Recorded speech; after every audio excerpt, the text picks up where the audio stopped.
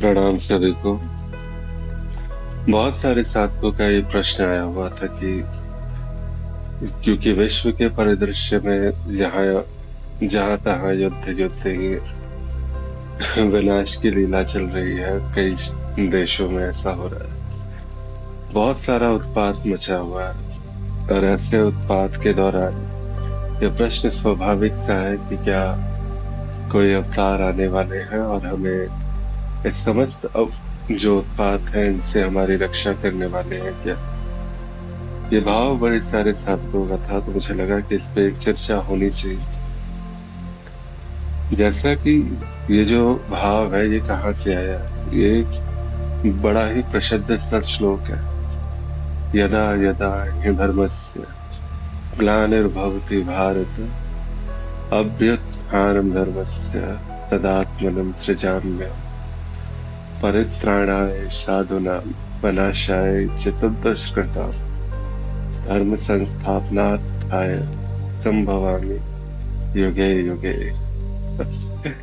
जब जब विश्व में धर्म की हानि होगी तब तब मैं अवतार लूंगा और मैं धर्म की स्थापना हेतु मैं बार बार आऊंगा। एक वादा है, एक जो कृष्ण ने किया अपने सभी जितने भी जो उन पर निष्ठा रखने वाले हो उन सभी से किया। एक भगवान का किया हुआ वादा एक भक्त के लिए, एक या ज्ञान मार्ग के दृष्टिकोण से देखें तो एक विकसित जीव का जो एक वादा है, जो थोड़े कम विकसित है उनके लिए। क्योंकि उन्हें अक्सर जो है ये आवश्यकता होती है कि कोई अवतार आए और हमें एक राह दिखाए। हमें भटकाते तो सभी है दुनिया में, लेकिन कोई तो हो जो हमें एक सच्ची राह दिखाए और वहां पर आगे पढ़ने को प्रेरित करे। कृष्ण तो खैर कृष्ण ही है, वो उनका जीवन का हर स्वरूप जो है, हर भाव है, हर अभिव्यक्ति जो है वो इतनी सुंदर, इतनी पवित्र है कि उसका एक स्पर्श भी अनंत जीवों का कल्याण करने के लिए पर्याप्त सा है। और शायद यही वो बात है, वो राम में, वो कृष्ण में, कि जब वो बातें आती हैं, जब जब वो नाम तक स्पर्श होता है, हर उस स्पर्श के साथ में जो सामने जीव है जिसने उस नाम का स्पर्श भर कर लिया, उसके अनंत जन्मों के कष्ट धुल जाते हैं, उसके अनंत जन्मों के पाप क्षम्य हो जाते हैं। वैसा ही एक प्रतीक्षा जिसे कहते हैं साधकों में भी, सामान्य जनता में भी एक प्रतीक्षा की कभी तो होगा, ये अवतार आएंगे और वो हमारी रक्षा करेंगे। और अक्सर ये भी एक धारणा आती है कि जितने भी हिंदू हैं, जितने भी सनातनी हैं, उनकी रक्षा विशेषता ये कहा जाता है। देखिए एक चीज है, सीधी सी बात है, विश्व में इम्बैलेंस माया में कभी होता नहीं है। माया बड़ी, जिसे कहते हैं कि जटिल संरचना अगर कह सकते हैं, तो इस जटिलता में कहीं भी एक पड़ना जो है वो कभी भी भारी नहीं रह सकता। धर्म भी है तो उसके साथ थोड़ा अधर्म अवश्य होता है, और अगर अधर्म बहुत ज्यादा है तो थोड़ा धर्म तो होगा ही होगा। ये युग धर्म का प्रभाव भी है। युग धर्म की वजह से भी ऐसा लगता है कि आज कभी सत्य का पलड़ा भारी था तो कभी असत्य का है। कभी वो राक्षसी स्वभाव वाले व्यक्ति जो है वो उन्नति करते दिखाई देते हैं, और एक सभ्य साधु इंसान भी जो है वो सड़कों पर भीख मांगता हुआ दिखाई देता है। तो इस प्रकार से भी ऐसा लगता है कि पता नहीं ये अवतार आएंगे भी कि नहीं आएंगे।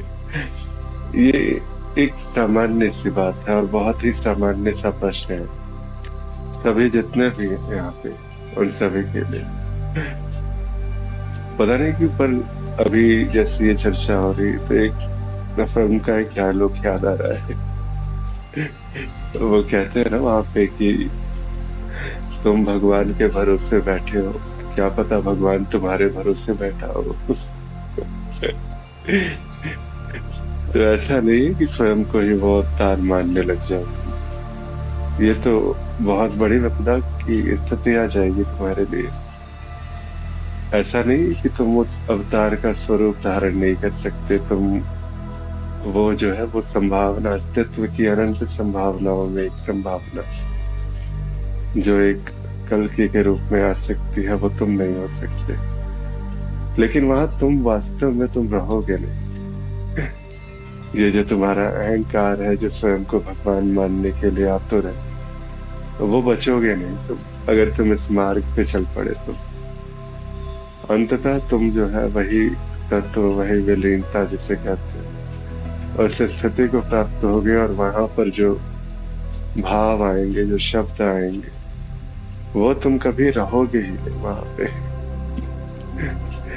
एक अवतार तुम्हारे माध्यम से अभिव्यक्त हो सकता है, लेकिन तुम अवतार हो करके जगत का कल्याण नहीं कर सकते हो। एक बड़ी ही सामान्य सी बात है। इसलिए बहुत सारी चर्चाओं में एक भविष्य मालिका के भी कुछ है साधक, वहां पर भी उसके भी एग्जाम्पल दिया करते हैं कि वो तो एक गुरु के रूप में आएंगे, ऐसा होगा वैसा होगा। और जब भी इस प्रकार की बातें आती है तो वहां पर कई सारे ऐसे गुरुजन हैं जिन्होंने तो घोषणा तक कर दी है, मेरी ही आरती उतारो, मेरी ही पूजा करो, मैं ही वो अवतार हूँ। ये क्या है? ये वास्तव में ये सिर्फ, जितना भी ये जो बातें होती है, ये एक दिखावटी बातें हो सकती है। वो तथ्य की बात नहीं हो रही है, वहां पर उस तथ्य की बात नहीं हो रही है। क्योंकि व्यक्ति वहां पर कभी दिखेगा नहीं, और व्यक्ति को पूजने से कुछ होने वाला भी नहीं है। कि अगर कोई है, किसी ने घोषणा भी कर दी कि मैं ही हूँ, और तुम्हारे उसके पूजने से जो है तुम्हें कुछ पुण्य मिल जाएगा, कुछ लाभ हो जाएगा, तुम्हारे सतयुग का टिकट कंफर्म हो जाएगा, ऐसा भी नहीं है। यहाँ पर जब हम आगे बढ़ते हैं इस मार्ग में, इसलिए कहते हैं जीवन में एक आध्यात्मिकता होनी चाहिए।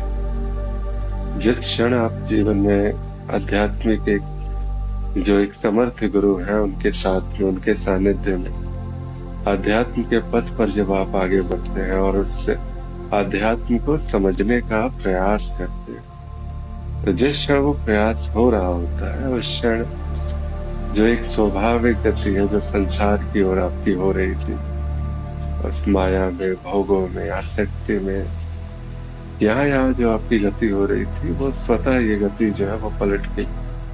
उस परम चेतना की ओर वो गति स्वतः होने लगती है।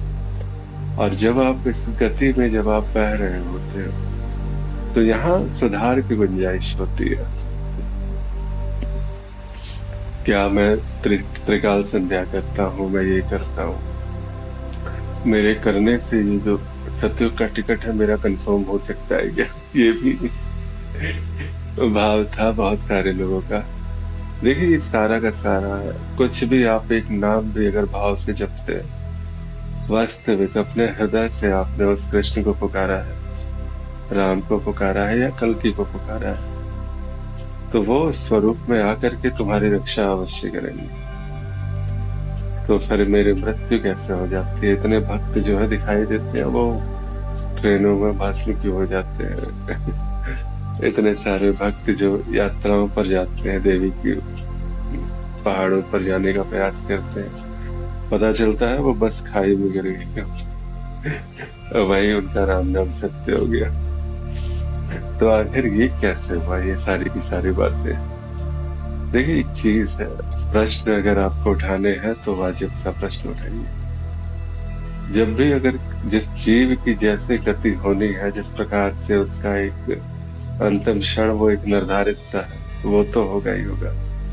लेकिन अगर उसने जीवन में थोड़ी भी आध्यात्मिकता रखी है, तो इतना जान लो उसका कभी भी अमंगल नहीं होगा। मृत्यु भी एकमात्र एक घटना से अतिरिक्त और कुछ भी नहीं।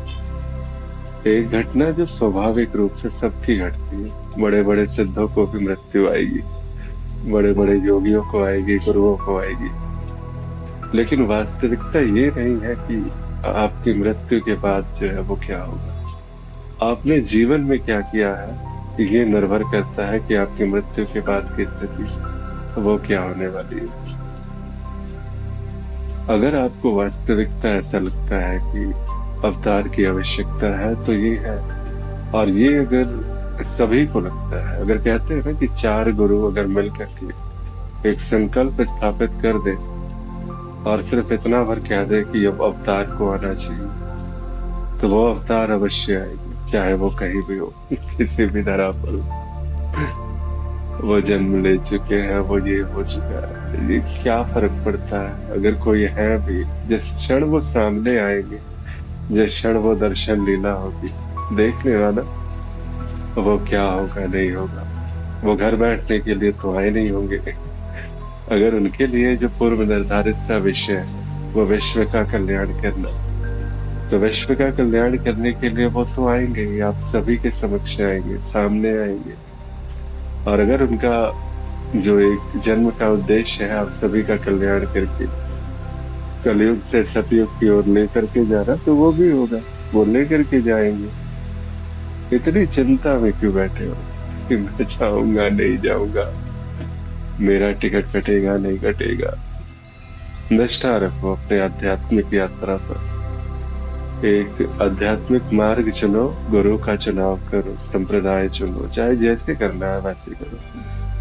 घर बैठे भी आजकल तो YouTube पे भी कई सारे गुरु हैं उपलब्ध है। उनको सुनो, थोड़ी बहुत आध्यात्मिकता अगर ला सकते हो, उनसे संपर्क किया जा सकता है तो संपर्क करो, उन गुरुओं को स्वीकारो, अपने जीवन में लाओ। धीरे धीरे स्वतः जिस समय तुम आध्यात्मिकता में आगे बढ़ोगे, तुम्हें कोई भय नहीं रहेगा, न मृत्यु तुम्हें भयभीत करेगी, न जन्म का भय रहेगा। जो है, जो पूर्ण समर्पण जिसे कहते हैं अपने मार्ग के प्रति, अपने अगर तुम भक्ति मार्ग पर हो तो ईश्वर के प्रति समर्पित हो जाओ। अवतार को जब आना होगा तब आएंगे, कैसे होगी ये लीला। ये तो चुनाव अवतार कर सकते हैं, जो होंगे जिनके लिए निर्धारित होगा वो चुन लेंगे उन्हें किस प्रकार से आपके सामने आना। और अगर उन्हें आपके सामने आना ही है तो फिर ये अस्तित्व कोई ना कोई लीला रच ही देगा कि वो अवतार आपके सामने आए।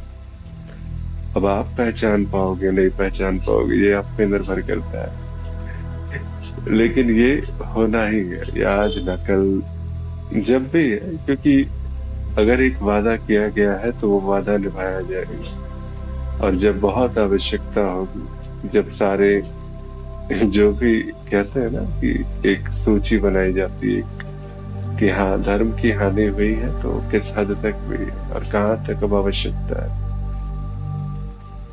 लेकिन वो अवतार आपके अतिरिक्त कोई दूसरा नहीं हो सकता। आप जितने भी हैं, जितने भी आध्यात्मिकता में आगे बढ़ रहे हैं, हो सकता है, संभव है कि उन्हीं में से कोई ना कोई वो स्वरूप धारण कर ले। लेकिन वो ये भी देखिए, अगर मेरी बात को लिटरली आप ले रहे हैं तो अभी भी जो है बुद्धि कार्य कर रही है, एक जीव है जो निर्णय ले रहा है। अहंकार जो है, जो मनुष्य से स्वयं को भगवान सिद्ध करना चाहता है। आप वही परमात्मा हो, वही ईश्वर हो, वही अंश नहीं कह सकते, आप स्वयं ईश्वर हो। लेकिन ये जानने के लिए एक आध्यात्मिक यात्रा पर चलना पड़ता है। जब तक आप आगे नहीं बढ़े, जब तक आप आध्यात्मिक चेतना को में उतर करके, जैसे कहते हैं ना कि अपना जो अस्तित्व, अपना अहंकार, सब कुछ गंवाना पड़ेगा, कुछ भी नहीं बचेगा, संपूर्ण विनाश। और तब जाकर के वो स्थिति आ पाएगी। और इस स्थिति में फिर आप नहीं, आप ढूंढने से भी नहीं मिलोगे। फिर वो अवतार फिर इस शरीर के माध्यम से अभिव्यक्त हो रहा होगा, बस इतना ही जाना जाएगा। तो ये सब परी कथाएं हैं, अभी के लिए तो बस इतना ही कहा जा सकता है कि जिस क्षण जब होगा उस क्षण देखा जाएगा, उस क्षण स्वीकारा जाएगा। एक सामान्य, जैसे कहते हैं कि जब तक अवतार नहीं है तब तक मैं शीश नहीं झुकाऊंगा। क्या है ये अहंकार का एक प्रदर्शन है। समस्त जीवों में वही कल की तरह विराजमान है, हर पुष्प में, हर पत्ती में, इस अस्तित्व के कण कण में वही कल की तरह। अगर उनका स्मरण करते हो तो उनका इसी प्रकार स्मरण करो, देखने का प्रयास करो कि वही कल की तो है जो हर स्वरूप में दिखाई देते हैं। तो जहां भी जब भी जो अज्ञानता का भाव आए, जब अहम हावी हो आप पे, तो समस्त अस्तित्व के हर कण को, हर अभिव्यक्ति को प्रणाम कर लो। और वो उसी स्वरूप में है, वो कहीं और नहीं, कहीं दूसरी जगह नहीं। अगर बिल्कुल प्रत्यक्ष में वो फैंटेसी कहानियां वाली जो स्थिति है, तो जिस अगर वो संभावना होगी तो वो भी हो जाएगा। निश्चिंत रहो, इतने भयभीत, इतने व्याकुल मत हो। सब कुछ निर्धारित है और माया कभी भी, महामाया जैसे कहते हैं, उनकी दृष्टि से कभी कोई बचा नहीं है। तो वो वहां से ही वो सारी चीजें वो स्पष्ट कर रही है, देख रही है। और जब आवश्यकता होगी तो इस महामाया की गर्भ से कोई ना कोई आएगा ही आएगा। और अगर वहां से वो रक्षा होनी है तो वो होगी होगी। या अगर विनाश ही होना है तो विनाश, आपका कौन सा विनाश होता है? कौन सा पहली बार आपने ये शरीर धरा? तो जन्म तो अनंत है, वो जब भी होगी तब होगी, देखा जाएगा। तुम निश्चिंत रहो, अपनी आध्यात्मिक यात्रा पर आगे बढ़ो। और फिर जो होगा, जैसा होगा, उसे स्वीकार करो, स्वीकार भाव में आ जाओ।